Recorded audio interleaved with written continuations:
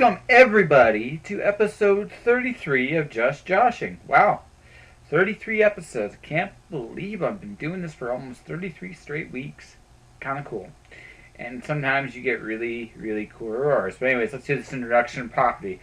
Ladies and gentlemen, welcome to Just Joshing. My name is Joshua Penteleresco. I write stuff, I podcast too, and today was fun.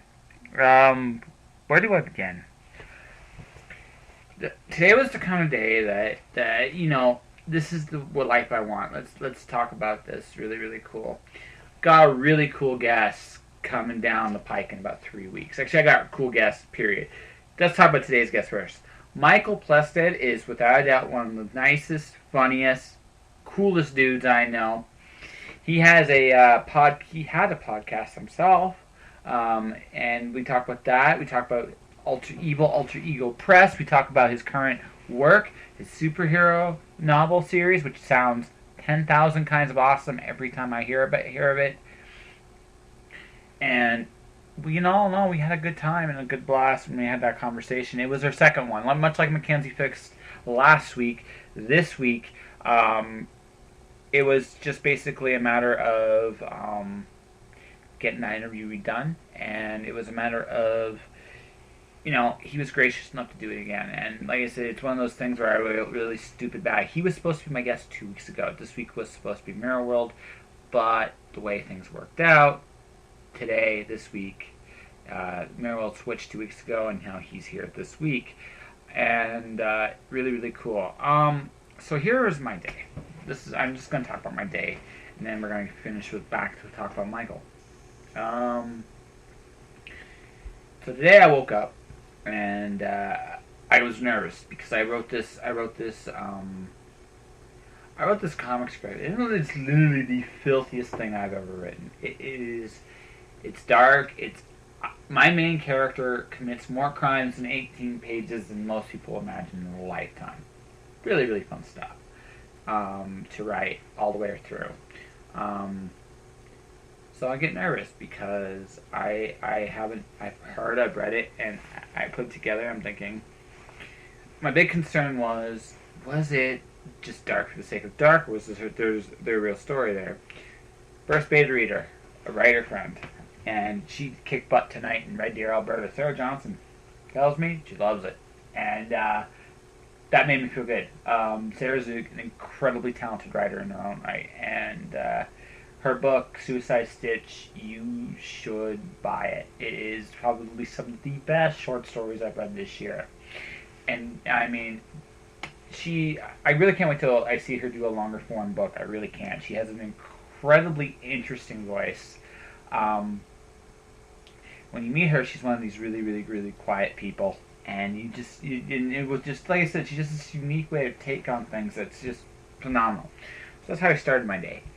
Continues my day. I got to talk to G.W. Renshaw, who is doing a book launch for his third book. I am killing myself because I want to say Vala Affair, but I know that's wrong. Book 3 of the Chandler Affairs. I'm just going to say that this Tuesday, Owl's Nest Books, G.W. Renshaw is going to kill it because he's awesome. And we talked this morning. It gets better. This afternoon, one of the things about doing interviews like I do is you get the opportunity to meet really cool people, and sometimes it's just a matter of asking. And Terry Moore is going to be on this podcast in 3 weeks, and it was a thrill. I mean, it was only a half hour, and it was a great half hour though. I learned a lot just listening to him. Nice guy. He didn't have to do this, and I'm really grateful. So Terry Moore, if you are listening to this right now, thank you. 2 o'clock. Not done. Heard from a New York Times bestselling author. I won't mention his name. He declined doing the podcast at this point in time. I'm going to try to get him on there at some point down the road. Very cool. Then, not done. Michell Plested answered me some questions that are going to go up on the blog next week. So I'm still not done. This has just been one of those days. When Words Collide, I'm in. I did something. I did something really, really cool. And I had this idea. And I promised El Viva Bell Herald that I'd ask. So we'll see what happens there. If so, I'm going to have a really cool announcement for When Words Collide. If not, that's cool. That's fine. That's more in weeks to come. Still not done. I'm watching a buddy of mine get into the graphic design business. And it's interesting because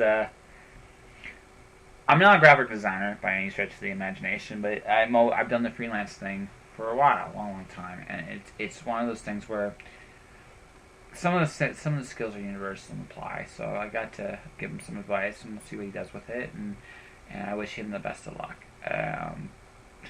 Keeps going. I'm going to do a writer's retreat in Winnipeg at the end of the month. Some really cool authors, so got to talk to them. Got to talk to my editor for the comic script that we have to do today. And like I said, I'm really curious what he thinks. I'm hoping I hear from him tomorrow. And I'm doing this podcast, and this is how I'm wrapping up my day. That is a worthwhile life. And I still got to talk to a bunch of different author friends all throughout the day, and they're all. I'm very fortunate with the people I know in my life. I don't know if they feel the same way, but it's great. Today was like fantastic. I feel so alive doing these things. It's incredible to me. It's like there's no aches, there's no pains, there's no struggle. There's no exhaustion. I'm just driven to go and go and go and go and go, and I love every second of it. I still got to go off and goof off a little bit too today. So that's my Friday, and that is what I want every day. Not necessarily in that order, but yeah. Oh, and I almost forgot. Just two more people I talked to today. Kristen Denville, my editor for everything. You're as good as the people in your life, and I really feel I don't say this enough. Kristen, if you're listening to the podcast, thanks for everything you do. You don't have to, and you do it anyway, and you do it with a smile, and I love you. I love you for it. And finally, Gio, Marco, and my sister talk today, and that's always cool. Gio is working on a little project, and he's been working on it for a long time. And he's a cool dude. I really enjoy. I'm looking forward to when we really get serious about working together on this project we've had on the back burner for a long time. And he's a cool dude, and he came to me for this project, which is kind of neat. I was really flattered, and yeah, and he's putting together something really amazing right now. And like I said, this is one of those days you just recognize just how amazing and fortunate you are.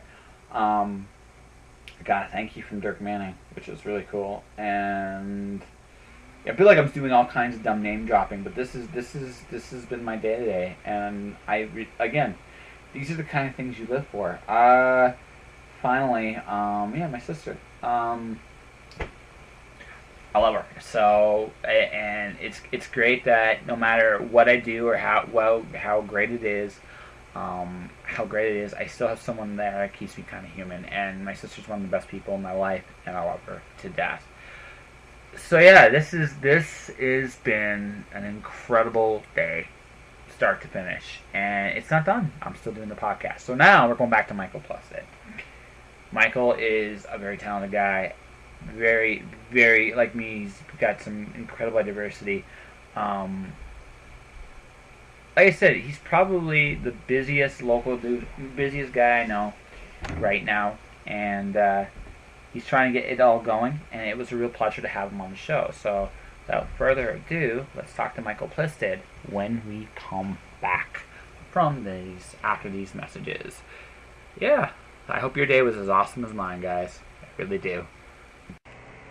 Tired of buying t-shirts, coffee cups, and other memorabilia that all podcasts seem to have? I sincerely hope not, because I'm jumping aboard this gravy train right now. That's right. You can be the proud owner of a Just Joshing t-shirt, photographic print, and coffee cup at my Redbubble store.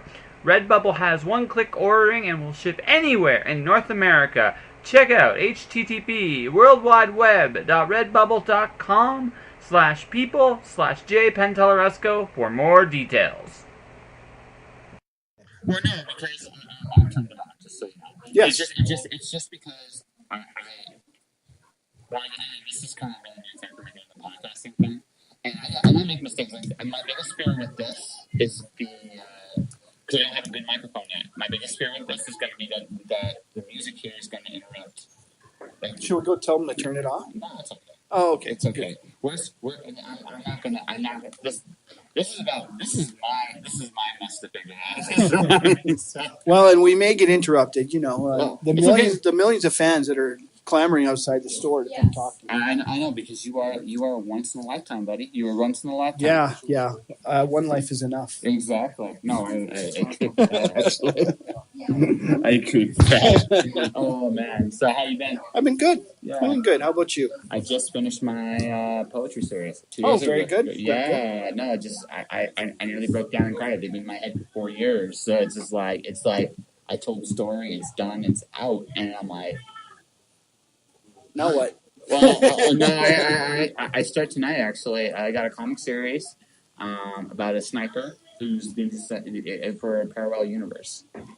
Okay. He's from a parallel universe, or he snipes people through a parallel universe? Both. Ah, very good. Yeah, very good. And actually, it's a she. And her job is, there's this, basically, I talked about this with Mackenzie earlier, is she goes out of her way to kill revolutionaries in different parallel universes. The reason being is there's a parallel universe crime that exploits all the resources from all the other parallel worlds in different forms, right?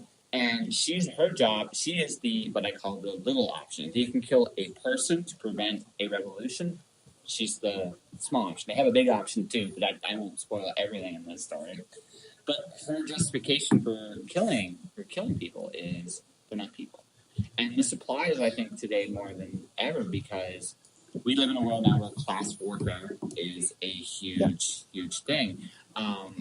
Canada's not immune to it either, depending on where you go. I mean, it's not the United States bad in terms of where you go, places like Detroit or Flint, but I mean, the fact of the matter is today especially, it's easy now because most of our interactions now are not person to person.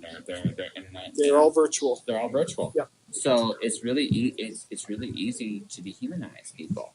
Very, very easy. I'm not even sure I'm human. I'll be honest with you. Mostly. You might have a next gene. Maybe next gene. Maybe. I don't know. Yeah. I don't know. Yeah. So that's. But anyway, she knows that there's part of her that, like, there's some people have this part of them where they realize that something that they're doing is wrong. They don't understand the hows or the whys and stuff. And she's trying her best to cope. And the story begins that she's actually going to assassinate a version of herself. Okay, then. Yeah. So Looper, sort of. Kind of. She fails miserably. I mean, I'm not spoiling much. The story begins after she fails. Yeah. Oh, by the way, there are spoilers in this discussion. Yes. Because Josh likes spoiling things. He's a big spoiler. That's right. I spoil my own stuff. Spoilerific. I only spoil my own stuff, folks. That's his middle name. That's right. Josh the Spoiler Pentellaresco. Exactly. That's right. Say that 4 times fast. I dare you. I can't do it. The Pentellaresco will even stub for me. Pentellaresco? Yeah, that'll stub for me. It rolls off the tongue nicely. Once. 4 times? Maybe not. Maybe not. Not so much. So what are we talking about today, Josh? We're talking about whatever comes up. And so today you're doing your amazing book launch of Mik Murdoch, Boy Superhero. That is true. Yeah, well, and it's more of a relaunch, actually, because the book came out in 2012. It was published at the time by Five Rivers, and a press by the name of Evil Alter Ego Press has acquired the rights to the whole series. So as of June 1st, and today is the first public appearance for it, Mik Murdoch, Boy Superhero, the first book, is now available for order everywhere, online, everywhere, both ebook and print. Next month, we'll be relaunching the second book in the series, titled Mik Murdoch, The Power Within.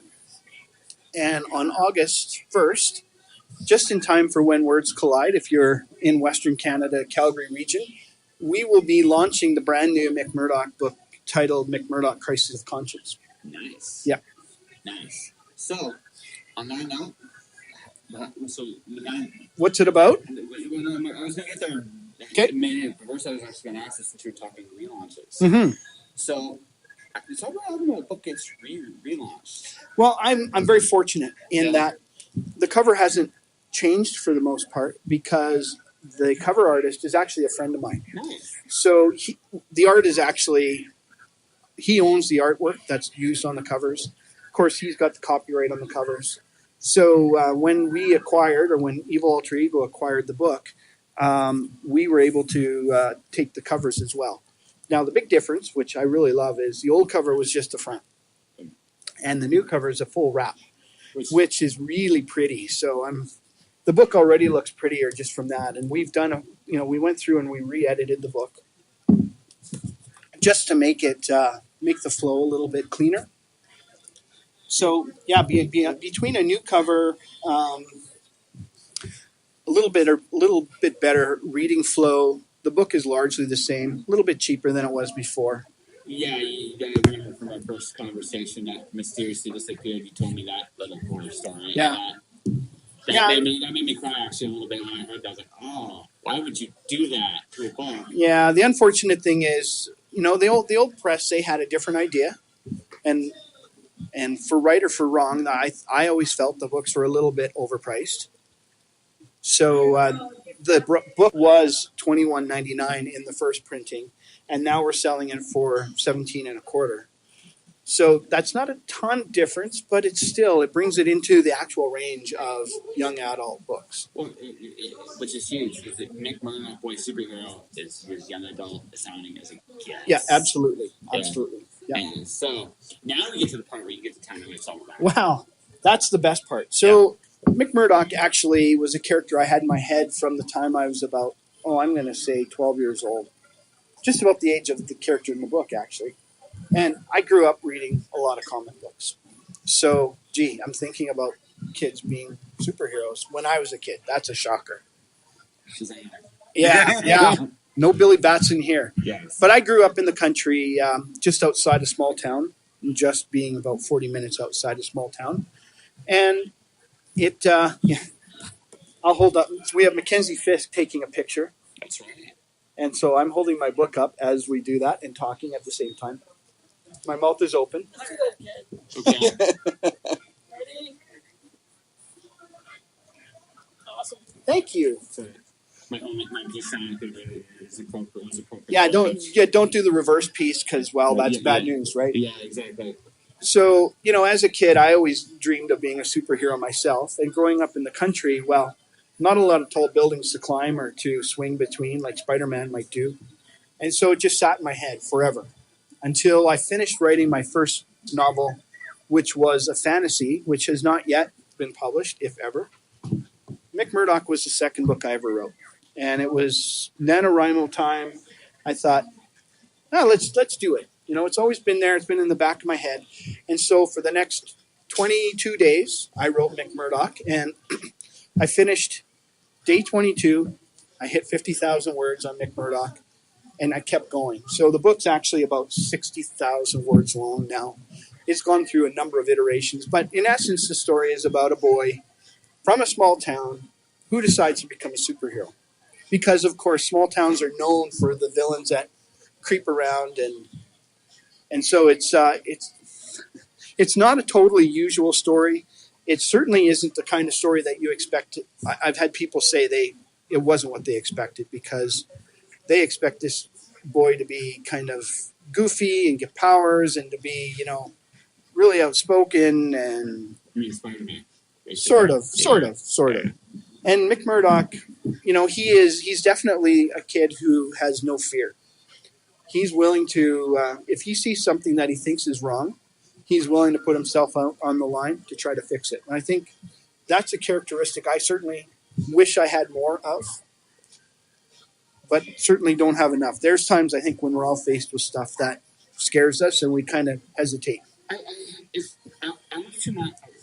Okay, younger me was very gung-ho. Older me asks a question now every time I see something wrong that goes on. Yeah. And this is the thing. Like, my question is sometimes, will this actually change anything? Right? Because I used to think, I used to look at a problem. I used to look at a problem one way, which was, this is wrong. This needs to be fixed.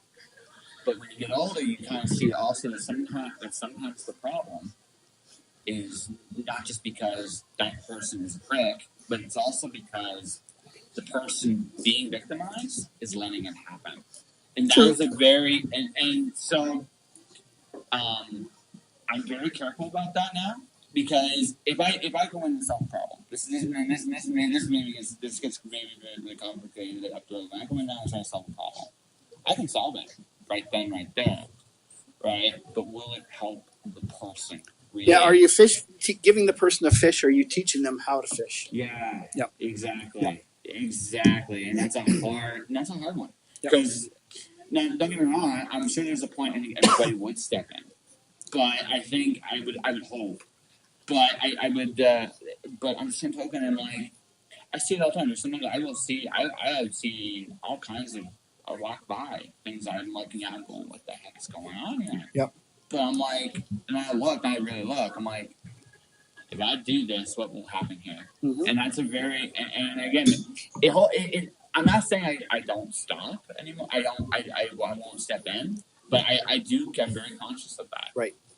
And, Well, I mean, I won't say that Mik is rash, but he is to a point. He'll see something. He definitely thinks it through. But he also acts where others might turn a blind eye. Yeah. And so that's one of his strongest redeeming characteristics. So the first book is all about the things he does trying to get superpowers of his own so that he can be the hero he wants to be in his small town.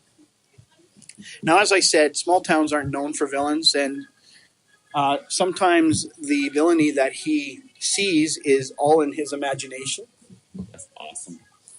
And there's a zombie piece in there that's very much that. So that's all I'll say about it. That's fine. But the first book is all about everything he does to try to become a hero. And really, one of the lessons he comes out of it with is being a hero isn't all about superpowers. It's all about actions and your heart. So, you know what? That is very true. Actually, at the end of the day, anybody can be a hero. They can. Yeah. And we have a lot of people without powers in society who are heroes. So, yeah, absolutely. Yeah. So that is Mik Murdoch, Boy's Superhero. Just to give you a little bit of a teaser, the first book is all about what he does to try to get powers. The second book is all about what happens after he gets a superpower and how it totally throws his life into turmoil. Yeah, I would. That totally would. Yep. Because everybody's like, oh, a superpower is cool, but no, actually, Not when you're 9 years old. No. Not when it's not what you were expecting. I think it actually probably your worst nightmare. Oh, it was bad, but yeah. Well, no, again, you can't spoil anything, and you shouldn't, and you really shouldn't. I am the only I can be the spoiler. The spoiler. Yeah. I don't have spoiler anywhere in my name, initials, or anything like that. No, yeah. The first book, it's really intended for an audience of, I'd say, 8 to 13. But I have had people who are 55 or so read it and go, I wish I'd have had this book when I was a kid, because they can kind of see the younger version of themselves in it.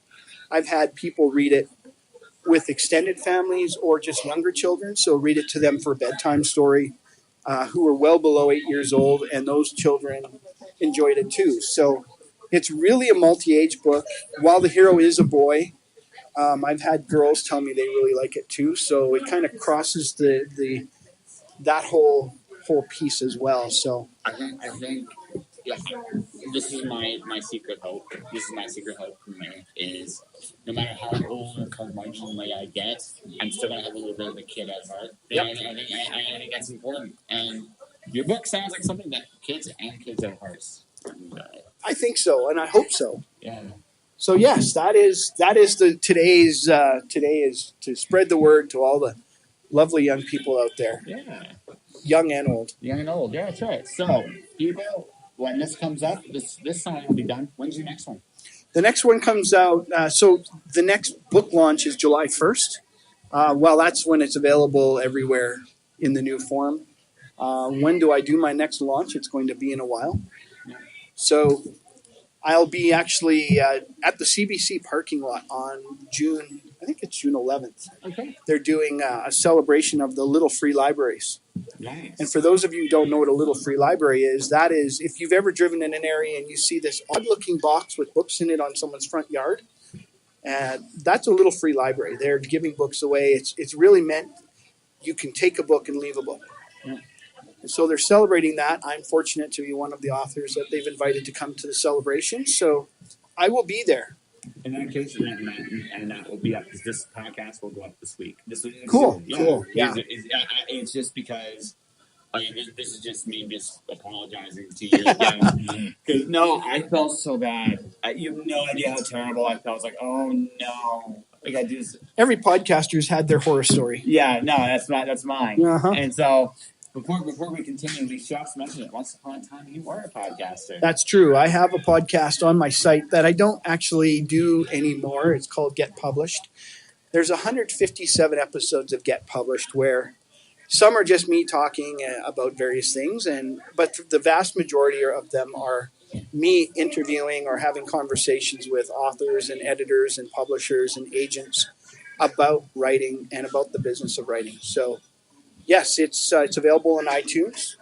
If you search for my name, you'll find it. If you search for Get Published, you should find that one. It sometimes shows up as Irreverent News as well. All right, Yep. cool. So there you go. So what is your biggest podcast? My biggest podcast horror story was early on doing interviews. I was interviewing someone who was a fairly big name in the podcasting community.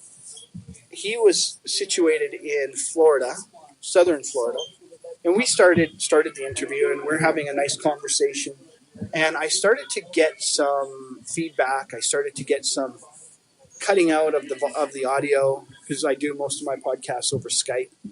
And the conversation continued to deteriorate the quality of the audio, and I just made the incorrect assumption because I was still pretty new that the problem was on my end, and it was something that wouldn't actually show up in the audio. And much to my horror, when I went to start doing the podcast cleanup, it continued to deteriorate with the audio I had captured to the point where I couldn't actually use some of the audio. And he was a very busy guy, so I was able to keep about half of it, and the other half I had to spend a few hours doing some transcripts of it, and then I ended up recording it using some voice pitching and whatnot in the software just to do a differentiation between his voice and my voice and to get it as close as I could. Well, so, yeah, just kind of a bad scene. The closest I've come to that so far is I finished an interview with a comic book artist, super talented comic book artist. But when Audacity compressed the file, it moved her conversation ahead. So I went to, so then I had to go back in. It was just me going, move here, Yep. Move here. It took hours. It was just like, oh. Audio production is a painful It thing. can be. No, well, at this point, I mean, the next thing I'm getting, I'm hoping it's this month, is actually I'm getting a microphone that I can actually travel around and do interviews with, because that will save me so much time cleanup. I used a Zoom H2 whenever I was on the road or whenever I was doing recording away from my studio. So, yeah, that was a great one. They don't sell it anymore, I don't think. Now there's a newer version of the Zoom. There's an Olympus. I think Olympus is the brand. They have one that's really, really, really good. I have mine. It's about $8. It's just been getting everything, all my ducks lined up in a row. And but this month I'm hoping that'll actually happen. But yeah. And the problem with ducks is they keep moving. They do. Stupid ducks. They do. I mean, they move, they quack, they hiss at you. They threaten you sometimes too. And they taste good if you roast them properly. They do. Kind of dry though. Well, they can be. Yeah, kind of dry, but not bad. Yeah. So microphones, not so much. They don't taste good. I don't care how well you cook them. I used to think once when I was a little kid that a microphone was like a big giant marshmallow. Okay, well, I think probably not. But all right, sure. Hey, I was 6. Give me a break. Fair enough. At 6 years old, I'm allowed to have that kind of imagination. At least I never fit into a microphone. Good. Yes. I'll take your word that you didn't do that. We're very serious, folks. Yes. Super serious. You're not supposed to be serious on a podcast, are you? I did an interview not too long ago where we played Magic while we did the interview. Excellent. Yeah, I yeah. don't have my magic cards here, so we can't do that. No, I actually discovered a bunch of Magic cards. So I've got to reorganize mine. I've got, hundreds, if not thousands of them, so they're all over the place. from what era?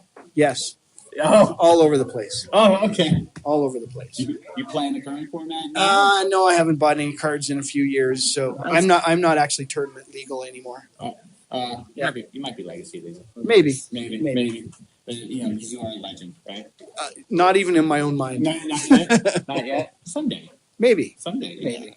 So okay, we talk superhero, we talk podcast. I think we should end this on the zombie apocalypse. Sure, we can do that because I'm actually looking at my book, Scouts of the Apocalypse: Zombie Plague, which came out last fall. Well, actually last summer.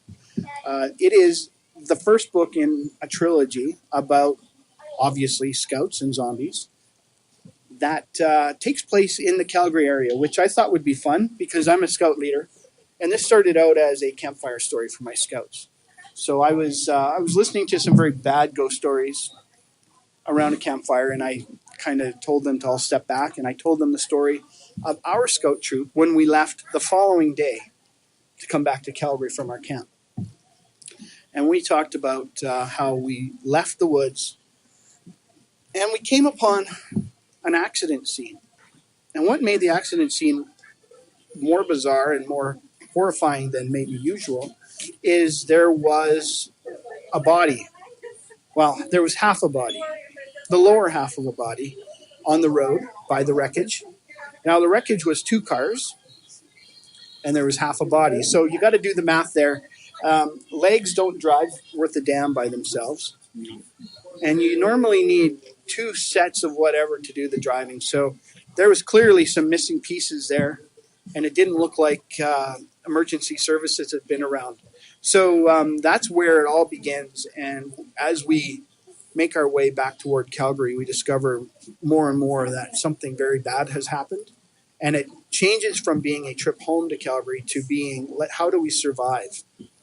So it is the first book in, we're coming back to Calgary, and we have to somehow make it back to Calgary. And we don't in the first book, spoiler alert. But we do find a place to hunker down and try to survive the apocalypse. So the first book is all about that first stage of the journey. The second book will be very much in Calgary. And the fun thing about the second one is I've actually already been in contact with the mayor's office because I've been trying to find out about the Emergency Operations Center and a few other things that are Calgary-based. So you're okay. I've got a scout here. I'll have to talk to you about it in just a minute. Yeah. If you want to talk to me now, it's all good to me. Would you like to talk about the book?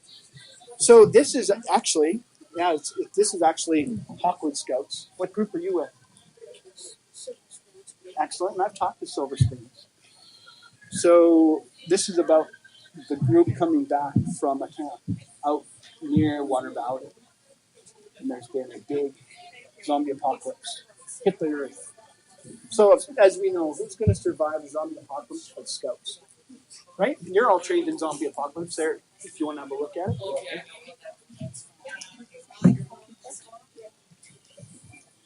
We're just hanging out today. I'm doing a podcast, and I was fortunate he was here, but I'm not going to get away with it. No, well, we have to talk about books if you're interested. So how long you're in Scouts now? Yeah. Second year? 2016 is Okay. second year, I'm pretty sure, that I've been in the Scouts. Yeah. Although I did transfer groups not that long ago. Okay. What group were you with before? The center school. Okay. Yep. So clearly you like being a scout, or you wouldn't have transferred. Yeah. What's your favorite part of it?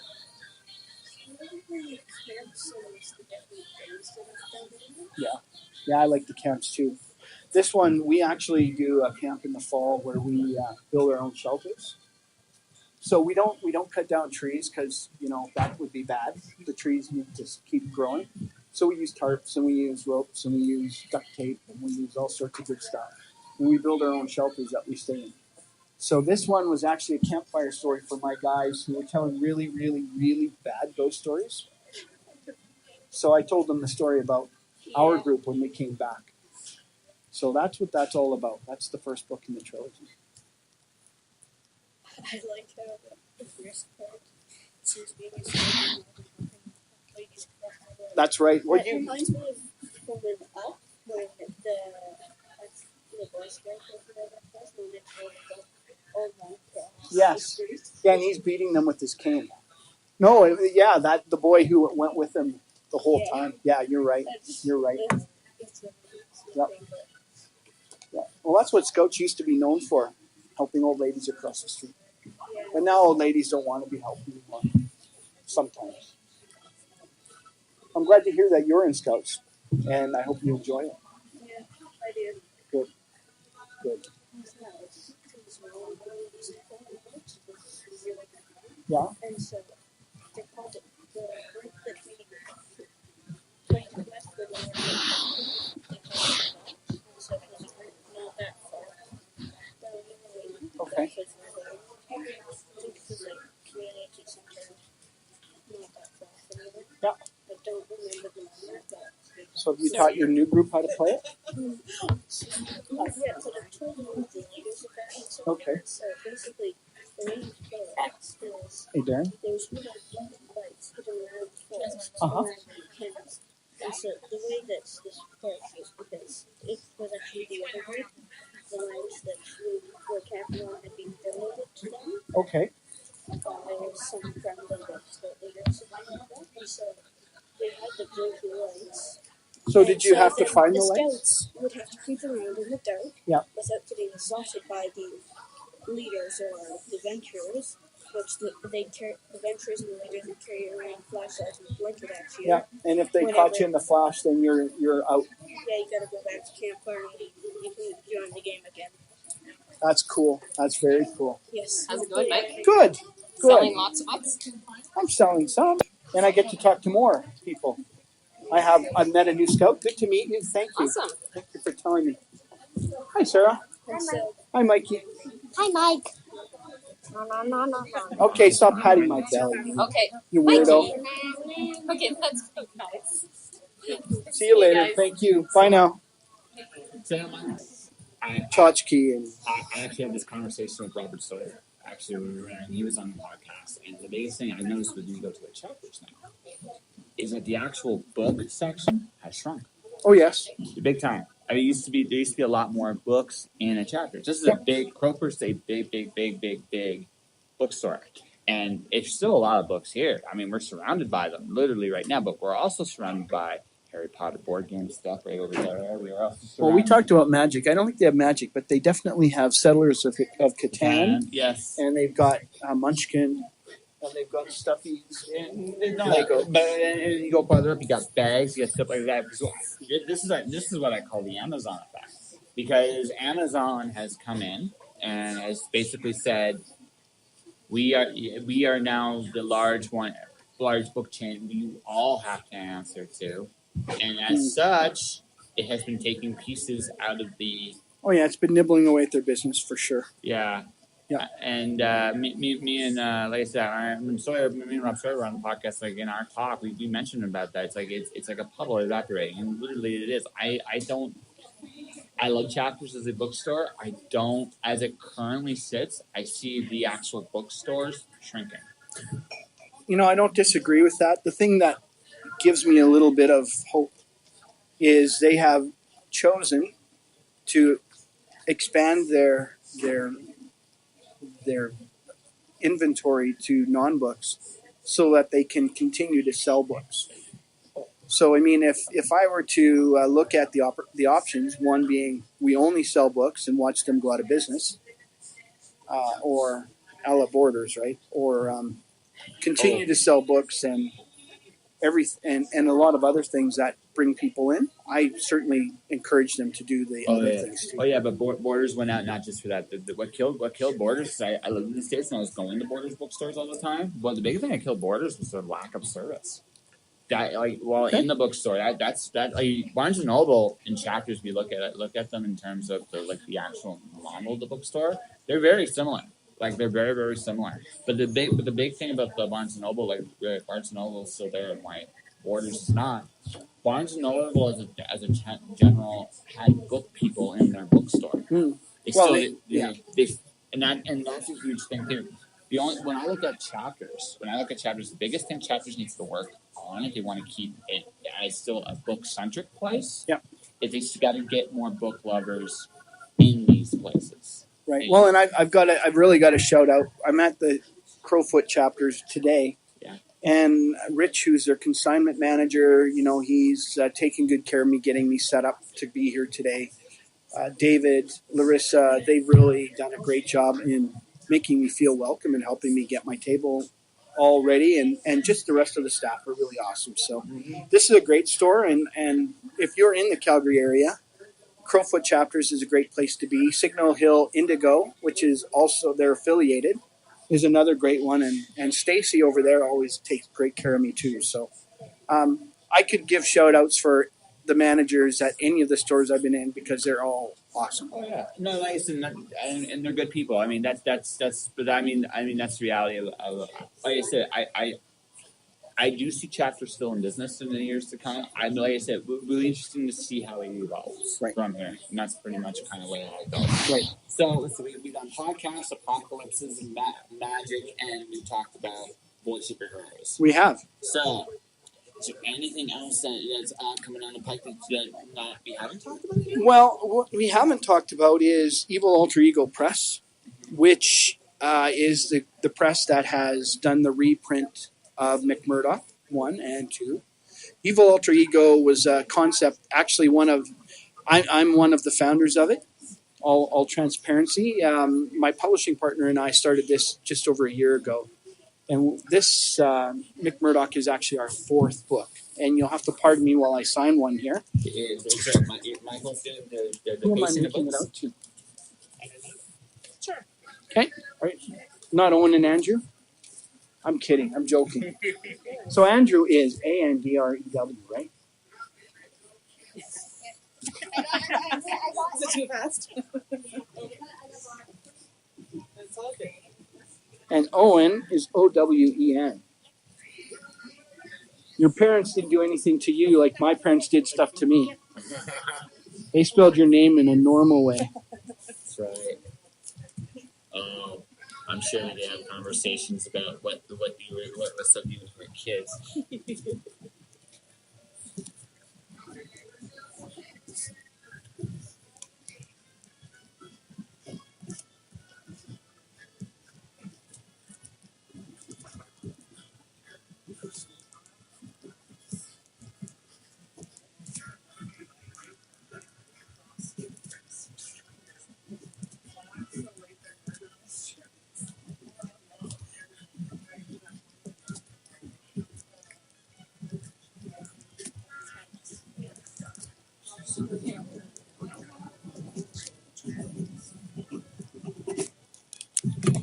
There you are, gentlemen and lady. Thank you, sir. Thank you.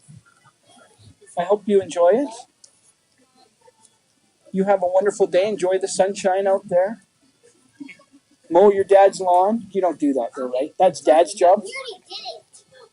You already did. Wow. Did you pour him a beer or anything when he was done? Weak. You haven't trained them properly. You know that, right? I have a little bit of issue. Okay. So now we know why the training is incomplete. All right, young Padawan learners. One day, you will become full-blown beer Jedis. No days. Well, thank you for coming. I appreciate it. Have a wonderful day. You too. See you later. All right, go back to Evil Alter Ego. Evil Alter Ego Press. So we started it in March of 2015. Our first book was an anthology that we had an idea about and decided that was the time to do it. So that first book, Dimensional Abscesses, is available now, and it's an anthology about portal stories, and not your let's go to Narnia and we have fawns and witches and it's all happy, more or less, but portals you don't want to go through. So really, really bad places. So that's what the anthology is about, and there's some really good stuff in there. Jack the Ripper makes an appearance in one story, and yeah, no, it's good. It's good. So that was the first one. It was an effort for us to take a bit of control for our stories that we wanted to bring out. And then the second story to come out was Scouts of the Apocalypse.